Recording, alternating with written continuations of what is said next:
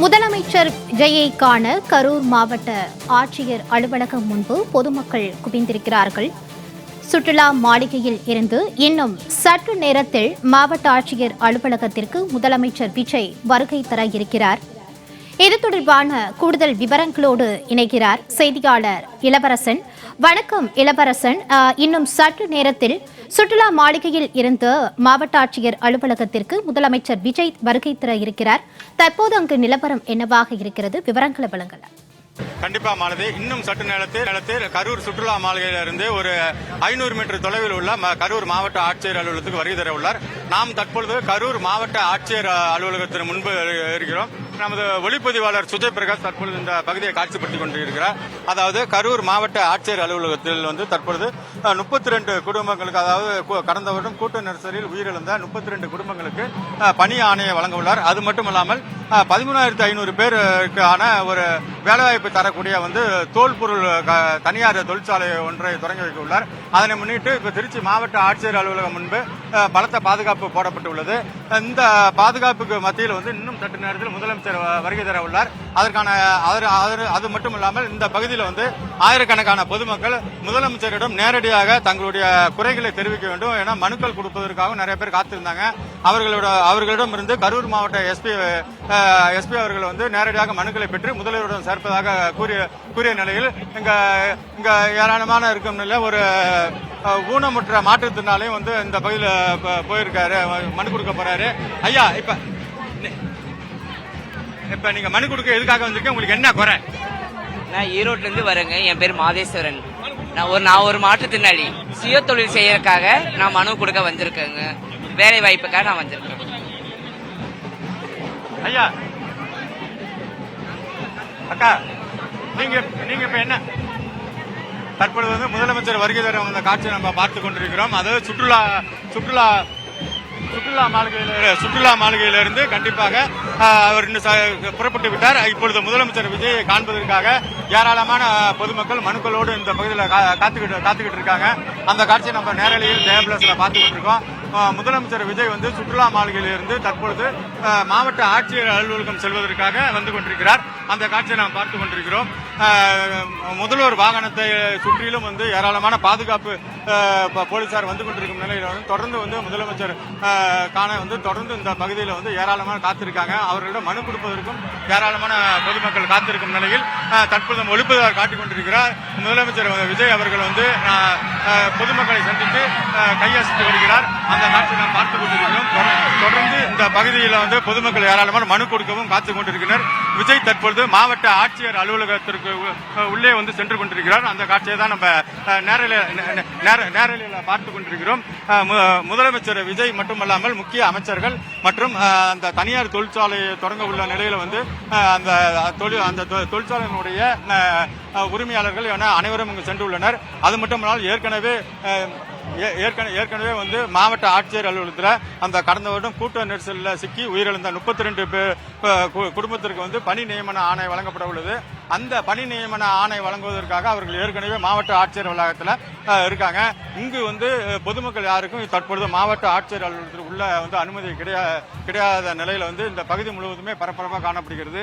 முதலமைச்சர் தற்போது உள்ளே சென்றுள்ள நிலையில் இந்த பகுதியில் நம்ம பார்த்து கொண்டிருக்கிறோம். ஏராளமான பொதுமக்கள் தங்கள் முதல்வரை பார்க்க வேண்டும், அவர்களிடம் தங்களுடைய குறைகளை தெரிவிக்க வேண்டும் என கோரிக்கை மனுக்களையும் வைத்துக் கொண்டிருக்காங்க. அந்த காட்சியை பார்த்து கொண்டிருக்கிறோம். இந்த மாவட்ட ஆட்சியர் அலுவலகத்தை சுற்றி ஏராளமான பொதுமக்கள் தொடர்ந்து இந்த பகுதியில் இருக்காங்க. அவர்கள் பல்வேறு கோரிக்கைகளை வச்சிருக்காங்க. இன்னும் சற்று நேரத்தில் 32 பணி நியமனத்தை வழங்க உள்ள முக்கிய அமைச்சர்கள் மற்றும் பல்வேறு தரப்பினரும் தற்போது சென்று கொண்டிருக்காங்க. அந்த காட்சியை நாம் பார்த்து கொண்டிருக்கிறோம். தொடர்ந்து இந்த பகுதியில் தற்போது மாற்றுக் கட்சியில் இருந்து இணைந்த விஜயபாஸ்கர், அதாவது புதுக்கோட்டை விஜயபாஸ்கர் மற்றும் கரூர் விஜயபாஸ்கர் என பல்வேறு தரப்பினரும் அந்த மாவட்ட ஆட்சியர் அலுவலகத்துக்கு செல்லும் காட்சியை நாம் தொடர்ந்து பார்க்க முடிகிறது. தற்பொழுது நாம் ஜெயபிளஸ் தொலைக்காட்சி நேரையில் பார்த்துக் கொண்டிருக்கிறோம்.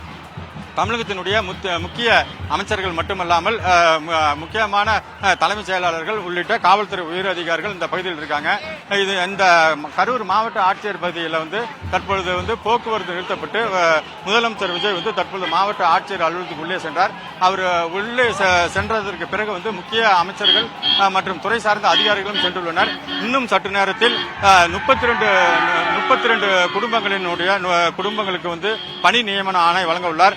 ஏற்கனவே வந்து கடந்த வருடம் கூட்ட நெரிசல்ல வந்து உயிரிழந்த அந்த 41 பேருக்கு வந்து அதுல 10 குழந்தைகள் 18 பெண்கள் உள்ளிட்ட 41 பேர் உயிரிழந்த ஒரு சோகமான ஒரு துக்க நிகழ்வு நடைபெற்றது. இந்த கூட்ட நெரிசல்ல சிக்கி உயிரிழந்தவர்களுக்கு வந்து ஏற்கனவே வந்து தமிழக வெற்றி கழகத்தின் சார்பிலும் அதே சமயத்தில் அப்போதைய தமிழக அரசு சார்பிலும் வந்து நிதியுதவி வழங்கப்பட்டாலும் அந்த குடும்பத்தில் உயிரிழந்தவர்கள் வந்து ஏற்கனவே நாம் கூறியது போல 20 முதல் 30 வயதுக்கு உட்பட்டவர்கள். அவங்களுடைய குடும்பத்தினருடைய கலங்கரை விளக்கமாக அவர்கள் இருப்பார்கள் என்று எதிர்பார்த்த நிலையில் இந்த கூட்ட நெரிசலில் சிக்கி அவர்கள் இருந்த நிலையில வந்து தொடர்ந்து வந்து இந்த பணி நியமன ஆணை வழங்குவது வந்து அந்த குடும்பத்தினருக்கு ஒரு மிகப்பெரிய ஒரு பேருதவியாக இருக்கும் நிலையில வந்து இந்த பணி நியமன ஆணை வந்து இன்னும் சற்று நேரத்தில் வழங்கப்பட உள்ளது. அந்த பணி நியமன ஆணையை வந்து முதலமைச்சர் தங்களுடைய பொற்கரங்களால் வழங்க உள்ள நிலையில் அந்த பணி நியமன ஆணையை பெற்றுக்கொண்டு அந்த மக்களும் வந்து தற்பொழுது தங்களுடைய கருத்துக்களை தெரிவிக்க இருக்க நிலையில வந்து இப்ப மாவட்ட ஆட்சியர் அலுவலகம் முன்பு தொடர்ந்து வந்து இந்த பகுதி முழுவதும் கரூர் மாவட்ட காவல்துறை மட்டுமல்லாமல் தமிழகத்தின் பல்வேறு மாவட்டங்களில் இருந்து சுமார் ஒரு 3000க்கும் மேற்பட்ட போலீசார் வந்து இந்த கரூர் நகரில் மட்டும் சுற்றி இருக்காங்க. அந்த பகுதியில் பாதுகாப்பு ஏற்பாடு செய்யப்பட்டுள்ளது. தொடர்ந்து இந்த பகுதி வந்து காவல்துறை கட்டுப்பாட்டில் இருக்கும் நிலையில இந்த பகுதி முழுவதும் தமிழக வெற்றி கழகத்தினுடைய தொண்டர்கள் மட்டுமில்லாமல் மருத்துவ வசதி பல்வேறு கோரிக்கைகள் நிறைவேற வேண்டும் என்பதற்காக கோரிக்கை மனு கொடுக்கவும் ஏராளமான நபர்கள் வந்து இந்த பகுதியில் காத்திருக்காங்க. மாலதி. இளவரசன், தற்போது கரூர் மாவட்ட ஆட்சியர் அலுவலகம் வந்திருக்கக்கூடிய முதலமைச்சர் விஜயை பார்த்து பொதுமக்கள் உற்சாக வரவேற்பு அளித்து வருகிறார்கள், நம்மால் பார்க்க முடிகிறது. தொடர்ந்து 32 பேருக்கு அரசு பணி நியமன ஆணை வழங்கும் நிகழ்ச்சி நடைபெற இருக்கிறது. சரியாக எப்போது நடைபெற இருக்கிறது? அதனைத் தொடர்ந்து அடுத்த பயண திட்டம் என்னவாக இருக்கிறது?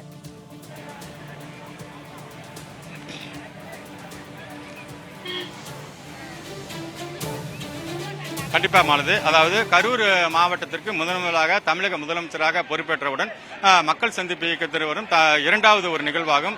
ஏற்கனவே திருச்சியில் கிழக்கு தொகுதிக்கு வந்து நன்றி தெரிவிப்பு மற்றும் திருச்சி மாவட்ட மக்களுக்கு மக்கள் சந்திப்பு நிகழ்ச்சி நடைபெற்றது. தற்பொழுது இன்று மதியம் வந்து மக்கள் சந்திப்பு நிகழ்ச்சியில வந்து முதலமைச்சர் விஜய் வந்து உரையாற்றினார்.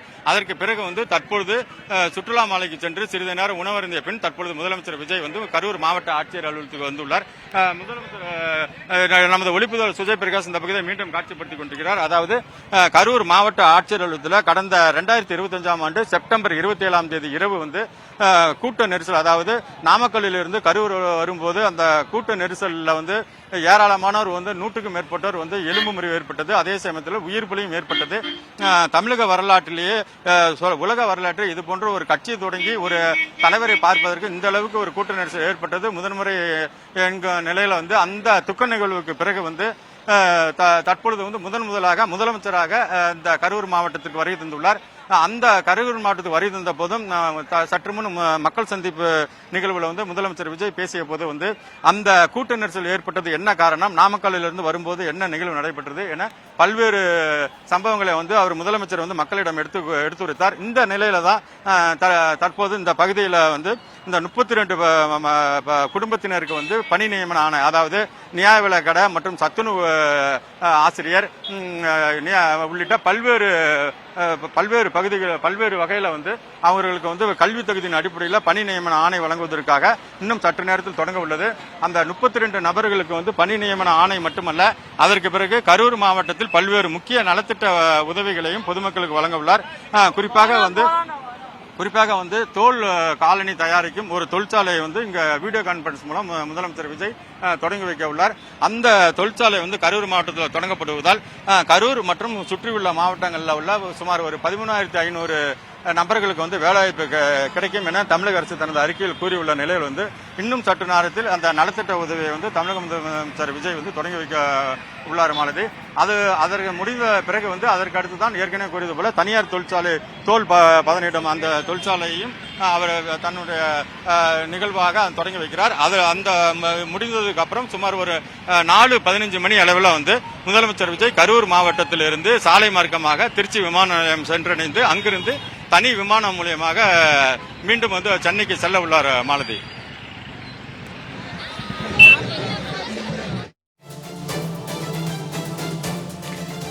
இளவரசன் தொடர்பான விரிவான விவரங்களோடு இணைந்தமைக்கு நன்றி.